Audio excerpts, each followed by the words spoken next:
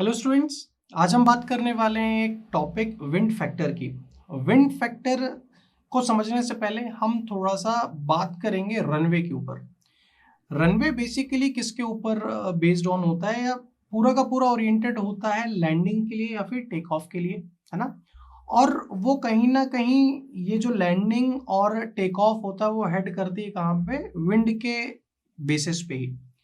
अगर मुझे wind data के बारे में पता है, उसकी नॉलेज है, जैसे कि विंड की क्या डायरेक्शन है, कितनी ड्यूरेशन है, किस ड्यूरेशन में है वो विंड। बहुत बार ऐसा होता है कभी हवा चली नहीं रही होती, कभी हवा चल रही होती है।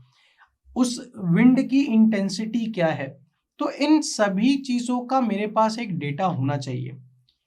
और सिर्फ ऐसा नहीं है कि मुझे आज मैं सर्वे करने गया तो मेरे पास आज का हो या पुराना ले लिया 5 दिन का।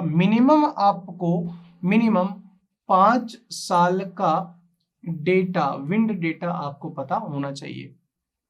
ये बेसिकली हेल्प करता है एक रनवे के प्रॉपर ओरिएंटेशन के लिए बहुत ज़्यादा हेल्प करता है। और ऑल्सो इन्फ्लुएंस करता है कि आपका जो भी साइट का क्या शेप होएगा, वो भी बहुत ज़्यादा रिक्वायर्ड करता है। एयरपोर्ट हर कंट्री के अंदर अलग अलग जो आपका रनवे है ना, उसका शेप होता है। वो भी डिपेंड कर रहा होता है किसके ऊपर बेटा, विंड के ऊपर ही। तो ये जो चीज़ें हैं, पूरी की पूरी चीज़ें हैं, वो ही आपका क्या है, विंड फैक्टर, विंड का एक फैक्टर जो कि क्या क्या इफेक्ट कर सकता है।